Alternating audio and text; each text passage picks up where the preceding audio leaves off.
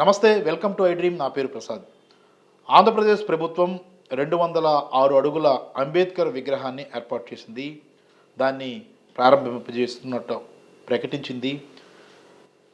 రాజ్యాంగ నిర్మాత అంబేద్కర్ విగ్రహాన్ని ఏర్పాటు చేయడం పట్ల ఖచ్చితంగా స్వాగతించాల్సిన విషయమే అయినప్పటికీ, ఆంధ్రప్రదేశ్ రాజకీయాలు మనం చూసినప్పుడు ప్రతి దానిలో కూడా ఒక వ్యతిరేక కోణం అనేది చూడడం అనేది చూస్తూ ఉన్నాం. పైగా ఎన్నికల సీజన్ కావడంతో ఒకవైపు తెలుగుదేశం పార్టీకి సంబంధించిన మీడియా కానీ, లేదంటే ఆ పార్టీకి సంబంధించిన నేతలు కానీ అందులో తప్పును వెతికే పనిలో పడుతున్న పరిస్థితి కనిపిస్తుంది. మనం రాజ్యాంగ నిర్మాతగా మహానుభావుడు అంబేద్కర్ విగ్రహాన్ని ఏర్పాటు చేయడాన్ని ముఖ్యమంత్రి జగన్మోహన్ రెడ్డి ఆ దృష్టితో చూడడాన్ని, ఏర్పాటు చేయాలన్న సంకల్పంతో ముందుకు వెళ్ళడాన్ని ఏ రకంగా చూడాలి, దాన్ని ఏ కోణంలో చూడాలి అన్న అంశాలకు సంబంధించి అంబేద్కర్ యూనివర్సిటీ మాజీ వైస్ ఛాన్సలర్ హనుమంతు లజపతిరాయ్ గారు ఉన్నారు. సార్ నమస్తే. సార్ నమస్కారం. సార్, అంబేద్కర్ విగ్రహం ఏర్పాటుని ఖచ్చితంగా స్వాగతించాల్సిందే. ఎందుకంటే రాజ్యాంగ నిర్మాత, నిమ్న జాతుల కోసం ఆయన ఈ రాజ్యాంగాన్ని రచించారు. వాళ్ళ బాగుండాలి, వాళ్ళ జీవితాలు బాగుండాలని ఆశించారు. అలాంటి మహానుభావుడు విగ్రహం ఏర్పాటు చేయడని నేను కాదు, మీరు కూడా స్వాగతిస్తారు ఖచ్చితంగా, హర్షదాయకమే. కానీ దీన్ని ఏ కోణంలో చూడాలి సార్? అంటే ఖచ్చితంగా ఒక రాజకీయ పార్టీ ఒక నిర్ణయం తీసుకున్నప్పుడు దాన్ని ఖచ్చితంగా ప్రతిపక్షాలు దాన్ని రాజకీయ కోణంలో చూడడం అనేది సహజంగా జరుగుతూ ఉంటుంది. మన రాష్ట్రంలో అయితే ఖచ్చితంగా జరుగుతుంది.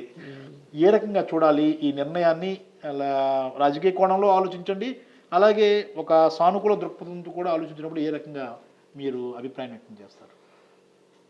రాష్ట్ర ప్రభుత్వం అంబేద్కర్కి ఒక రకంగా గొప్ప నివాళులు అర్పించినట్లే మనం భావించాలి. ఎందుకంటే మీరు చెప్పారు ఇప్పుడు రాజ్యాంగ నిర్మాత. మరి అంబేద్కర్ సంబంధించినంత వరకు ఒక చరిత్ర సృష్టించినటువంటి నాయకులు వాళ్ళ చరిత్రను మరింత ముందు తరాలకి తీసుకెళ్లాల్సిన అవసరం ప్రస్తుత తరం మీద ఉంది. అందులోన ప్రభుత్వాధినేతలు ఎవరైతే ఉంటారో వాళ్ళు రాజకీయాలకు అతీతంగా అలాంటి చరిత్ర సృష్టించి సమాజం కోసం పాటుపడినటువంటి మహోన్నతమైన వ్యక్తుల్లో మరి అంబేద్కర్ లాంటి వ్యక్తుల విషయాలని, ఆయన తాలూకా అంబేద్కరిజాన్ని దాన్ని ఇప్పుడున్నటువంటి ప్రజలకి మరింత ముందుకు తీసుకెళ్ళటానికి ఇది గొప్ప ప్రయత్నంగా నేను భావిస్తున్నాను. ఎందుకంటే ప్రభుత్వమే పూనుకోవాలి. ఎందుకంటే పెద్ద బడ్జెట్తో కూడినటువంటి వ్యవహారం అది. ఇంచుమించు 400 కోట్ల రూపాయలు ఖర్చు పెట్టి ఒక మహానుభావుడిని వాళ్ళ విగ్రహాన్ని నిలువెత్తు విగ్రహాన్ని ఏర్పాటు చేయటం, దాన్ని ఒక ప్రముఖమైనటువంటి టూరిస్ట్ ప్రాంతంగా ఇప్పుడు అది తయారు చేస్తున్నారు. సో ఏ కోణం చూసినా అది చాలా మంచి నిర్ణయం అని నేను భావిస్తున్నాను. ఇక రాజకీయాలు అంటారా, రాజకీయాలు జనరల్గా ప్రభుత్వాలు రాజకీయ ఫిలాసఫీ ఆధారంగానే ప్రభుత్వాలు అధికారంలోకి వస్తాయి. ఏ ప్రభుత్వం అధికారంలోకి వచ్చినా కూడా వాళ్ళు కొన్ని మంచి పనులు చేయాలి. ఆ మంచి పనుల్లో ఇది ఒక మంచి పని. అందులోకి ఇప్పుడున్నటువంటి ప్రభుత్వం ఏదైతే జగన్మోహన్ రెడ్డి గారి ప్రభుత్వం ఉందో, ఈ ప్రభుత్వం మొదటి నుంచి కూడా సంక్షేమ ప్రభుత్వంగా ప్రకటించుకుంది. ప్రజల సంక్షేమ అభివృద్ధిని దృష్టిలో పెట్టుకుని అడుగులు వేస్తూ ఉన్నటువంటి ప్రస్తుత ప్రభుత్వం మరి ప్రజల సంక్షేమాన్ని పూర్తిగా ఆకాంక్షించినటువంటి అంబేద్కర్ తాలూకా మరి ఆ విగ్రహాన్ని ఏర్పాటు చేయడం అనేటువంటిది కూడా మరి ఏవైతే ఈ నవరత్నాల ద్వారా మరి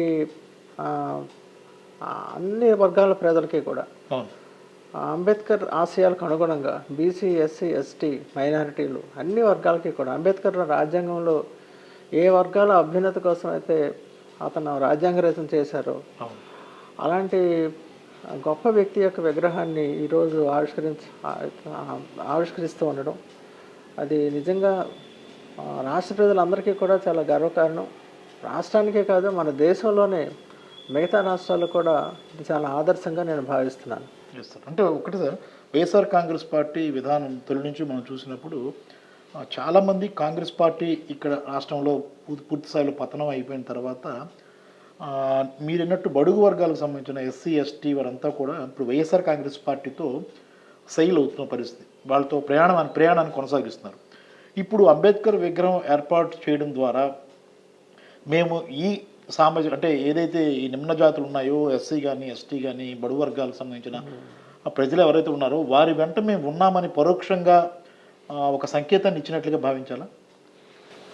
అంతే కదండి. మరి ఇప్పుడు ఇప్పుడున్నటువంటి ప్రభుత్వం కానీ మీరు చూసుకుంటే మరి ఎన్నో కార్పొరేషన్స్ పెట్టారు. బీసీ కులాలకు సంబంధించి, ఎస్సీ కులాలకు సంబంధించి, మైనార్టీలకు సంబంధించి అన్ని రకాలైనటువంటి కార్పొరేషన్స్ పెట్టి అన్ని వర్గాలకి కూడా బీసీ, ఎస్సీ, ఎస్టీ, మైనారిటీలు మొత్తం ఆల్ వెనకబడి మన సమాజంలో ఇంచుమించు 80% పాపులేషన్ వాళ్ళే ఉంటారు.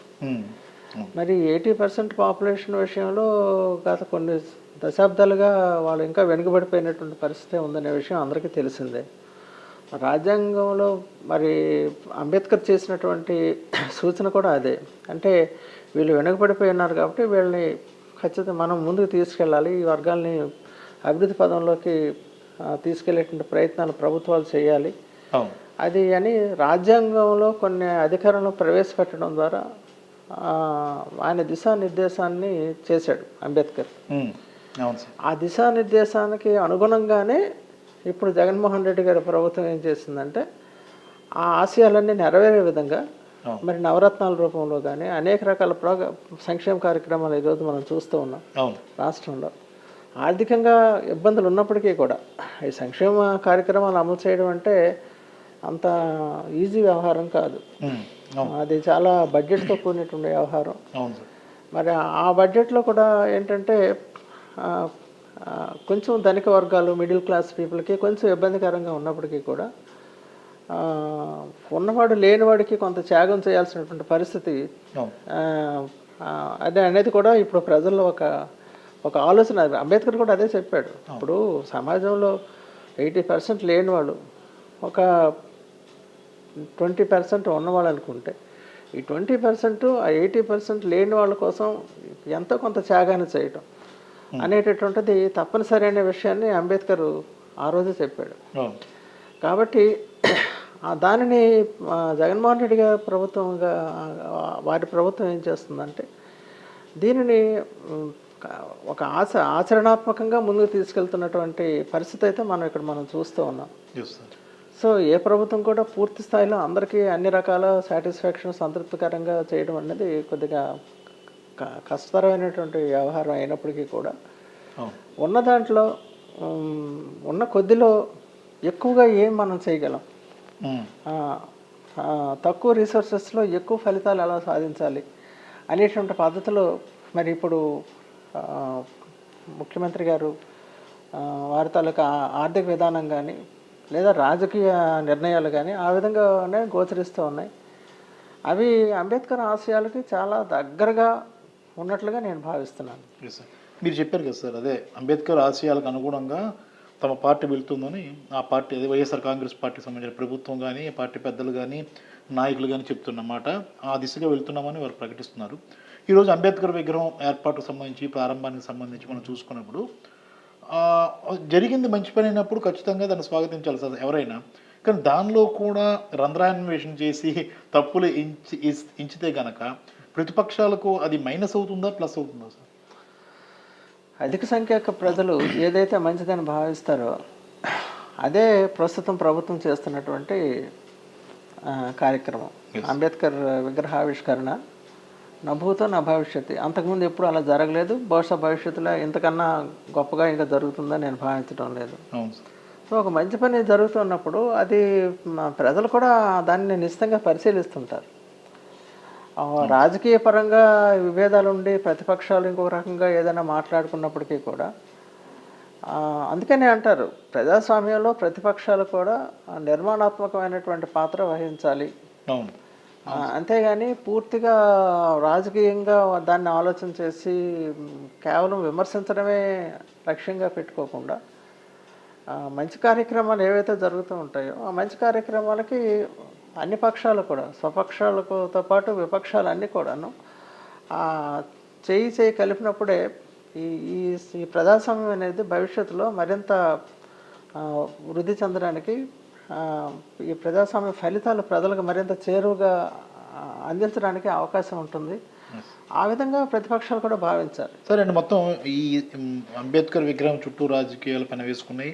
సరే, ఎవరి నిర్ణయాలు వారి రాజకీయ నిర్ణయాలు, రాజకీయ ప్రయోజనాలను దృష్టిలో పెట్టుకుని వెళ్ళొచ్చు. కానీ ఇప్పుడున్న పరిస్థితుల్లో ఎన్నికలకు ముందు అనుకున్నట్టుగానే 400 కోట్లు ఖర్చు పెట్టి విగ్రహాన్ని ఏర్పాటు చేయడం, దాన్ని ప్రారంభింపజేయడం అన్నీ వైసీపీ ప్రభుత్వ సక్సెస్ఫుల్ ఒక నిర్ణయంగానే మనం భావించాలి. మీకు ఒక పాయింట్ అడుగుతున్నానండి. ఇప్పుడు అంబేద్కర్ని విమర్శించే దమ్ము, ధైర్యము ఏ రాజకీయ పార్టీకైనా ఉందా దేశంలో? లేదు. మొట్టమొదట కాంగ్రెస్ ప్రభుత్వం ఈ దేశానికి మనకు స్వాతంత్రం వచ్చినప్పుడు వాళ్ళ పరిపాలనతో ఈ దేశం తాలూకా రాజకీయ జీవితం మొదలైంది. ఒక రకంగా చెప్పాలంటే, స్థూలంగా చెప్పాలంటే. మరి అంబేద్కర్ని గత కొన్ని దశాబ్దాలుగా వెనకేసుకొస్తున్నటువంటి పార్టీ ఏదైనా ఉందంటే కాంగ్రెస్ పార్టీ. అవును. ఆ కాంగ్రెస్ పార్టీ నుంచి పుట్టినటువంటిదే వైఎస్ఆర్సీపీ పార్టీ. అవును. అంటే మరింత పదునైన భావజాలంతో, అవును, మరింత పరిణితి చెందినటువంటి భావజాలంతో, అవును, నిజంగా అంబేద్కర్ ఏమైతే ఆశించారో దానిని ప్రజల ముంగిట, వాళ్ళ వాకిట వాళ్ళకి అందించడానికి ప్రభుత్వం, ఇప్పుడున్నటువంటి ప్రభుత్వం, వైఎస్ఆర్సీపీ ప్రభుత్వం ఏదైతే చేస్తుందో దీనిని కాదనేటటువంటి ధైర్యం నేను అనుకోవడం ఏ ప్రతిపక్షానికి కూడా ఉండదు. ఏ ప్రతిపక్షానికి ఉండదు. దీనిని హర్షించాలే తప్ప ఏదైతే ఈ అంబేద్కర్ విగ్రహ ఆవిష్కరణ జరుగుతుందో ఈ కార్యక్రమాన్ని అందరూ హర్షించి దీవించాలి. అలాంటి ఆలోచనతోనే ఉండాలి. కానీ నెగిటివ్ ఆలోచనతో ఉండటం అది మంచిది కాదు. అలా ఉంటారని నేను అనుకోవడం లేదు.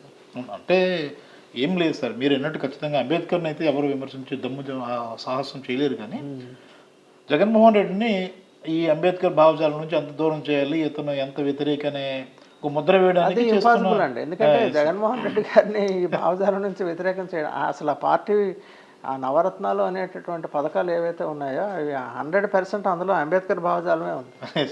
సమాజంలో లేనివాడు బతకాలి, ఆ లేనివాడు పేదవాడు ఎవరైతే ఉన్నారో వాడు కడుపు నిండా తినాలి, వాడు హ్యాపీగా ఉండాలి, ఆనందంగా ఉండాలి, అస్పృశ్యత అంటరానితనం అనేది ఉండకూడదు.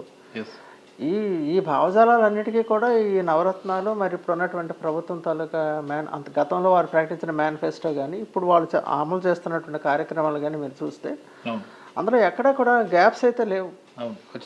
ఓన్లీ ప్రాబ్లం ఏంటంటే ఇన్ని సంక్షేమ కార్యక్రమాలు అమలు చేసినప్పుడు కొంచెం ఆర్థికపరమైన ఇబ్బందులు ఎదురవుతాయి తప్ప దానికి కొంచెం సమాజంలో ఉన్నవాళ్ళు కొంత త్యాగం చేయాల్సిన పరిస్థితి ఏర్పడుతుంది తప్ప ఇది తప్పు అని చెప్పడానికి అవకాశం లేదు. Thank you very much sir. Thank you.